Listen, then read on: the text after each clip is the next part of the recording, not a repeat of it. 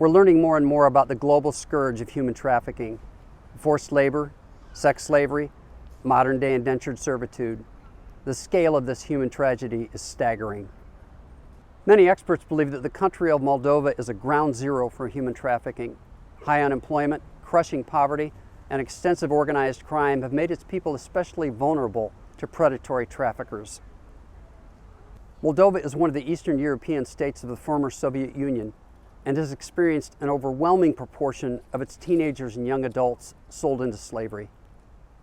On a recent visit to Moldova with a humanitarian partner called Diaconia of the Czech Brethren Church in the Czech Republic, I was exposed to the complex web of damage that human trafficking does to people and cultures. Imagine living in a country where the dream of almost everybody around yourself is just to pack your suitcases and leave. The society is very unstable. The working populations, those who are aged 30 plus, they went abroad to seek a better life. So this means that one working person left behind two parents or one parent and some kids. And those who are left behind are the elderly people and the young children, the two most vulnerable groups. All this combines together in a situation when young people want to do anything to escape. And this is, of course, a field of prey for people who want to take advantage of the others through human trafficking. Whole families and communities are devastated by the loss of those trapped into bondage. Thankfully, many of those in the worldwide church and in the Moldovan community are not giving up and not giving in to this heartbreak. Diaconia and several Presbyterian churches in the United States are partnering with at least two significant efforts of the Moldovan people to combat the causes and results of human trafficking. Surprisingly, one is in the area of agriculture, the other in the form of home care for children and the elderly. Even after 24 years of independence, Moldova is in a difficult situation. We are still in a period of transition from an economic point of view, from political point of view, from social point of view. The problem is that this country has been used as an agricultural threshold of the Soviet Union, which the Soviets wanted to use as the first battlefield. So they basically removed all of the industry which used to be in Moldova. For nowadays times, it means that the only possibility for most of the people to work is agriculture. Moldovan population, especially rural population, mainly rely on agriculture. Everybody has a small plot of land, so with a little bit of help, with a little bit of knowledge, you can make good, profitable activities here in Moldova. That is a group that is able to make their living with their own hands, using the nice fertile soil which Moldova has. But they need some leadership, because those are people who were used to working in socialistic cooperatives. They were used to working, to doing what they were told to do. All of a sudden, they are on their own, and they need to make a living for their family in agriculture without having the proper experience, without having the knowledge. Pro-Cooperare Regională NGO is working in north part of Moldova in 11 districts. During last years, we have organized more than 50 trainings for more than 1,000 farmers. Trainings with different topics, mainly topics related to dairy production and vegetable and fruit growing. Practic, pentru că vom afla ceva. I am too old to go abroad or to immigrate, but because I get the opportunity to participate in this program, I get to share knowledge with my family, my community, and the young farmers. Then they get extra motivation to stay home, to improve their families, to improve their community, to improve the economy, to improve Moldova. We also work with farmers like this. This is a more developed farm, owned particularly by a woman.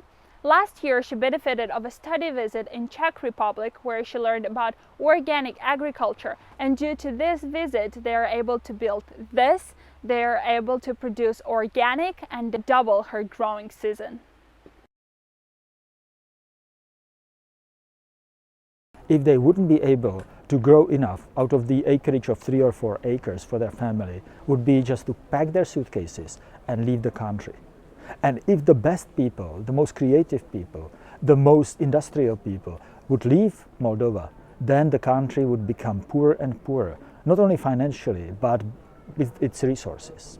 It is important through our activities to help farmers in order to develop a small business here in Moldova, in their country, in their community, together with their families, together with their kids, so they will not be forced in the future to go outside to seek a job abroad and maybe finally to be victim of human traffic. Give a chance to the families to earn money, to earn profit in order to be sustainable and to stay in the country, develop the country and develop their families rather than emigrating, leaving their kids behind in orphanages or with their grandparents.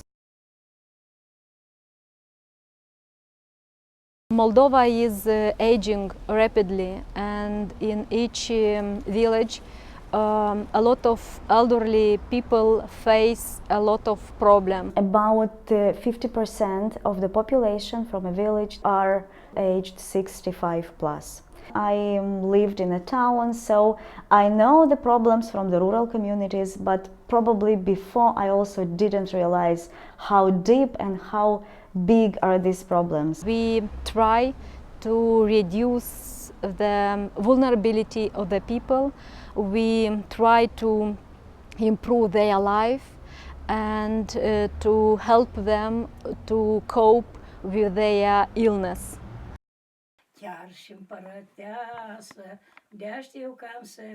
Putting a face on Cosmet's work, I had a chance today to visit Olga. She comes from a small town in the north of Moldova. She's 86 years old and she has a son, but he rarely is able to visit.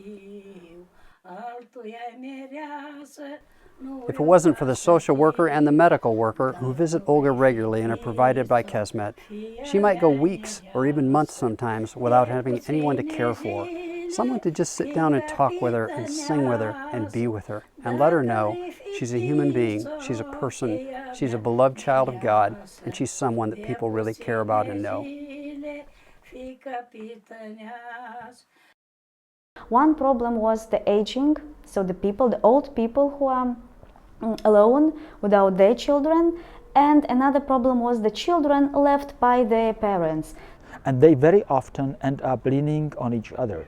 Grandparents taking care of young grandkids. Just people who, without our help, would be really very much struggling. And our children, they are still feel themselves very hopeless and they want to live. When you go from a child to a teenager, then hopefully to an adult, it's a tough time and you often make very wrong decisions, and the wrong decisions take you to very wrong places, to dangerous places. This age group, 16 to 18 years old, they are very much at a risk level to be trafficked. They can be cheated very easy because they're very vulnerable, they don't have money, there isn't any parent to have an influence and to stop them. A lot of girls are sent to Turkey. I know a lot of girls are sent to Georgia. I know that there are not only girls but also boys who are being trafficked and sent abroad. And the girls go into different type of slavery, including prostitution. The boys, they are cheated that they will be working in some cafes or in some restaurants or in some construction business, but finally they find themselves working again as slaves. It's a disaster, and a lot of people are not aware of this, and it's still happening. We have a project for the disadvantaged young people from the rural areas, where they are trained and where they have different workshops in how to defend against all the risks which life can bring to them. In this way, our project wants to fill in the gap left by the parents when they left their children and they went abroad. There are two reasons why we as Diaconia are working on these projects. One reason is that we feel that we are called to help those people who need our help. The other reason is that we are doing it for ourselves, for our own church. because we believe that church grows only when it serves others. We believe that church grows only when it sees needs behind its borders, outside of its comfort zones. And we believe that we are called to do that. Diaconia is significantly impacting this devastated part of the world. They're providing hope and security for the vulnerable and care for the forgotten. But they can do so much more with your help. Would you contact us today to find out how? And thanks for your faithfulness.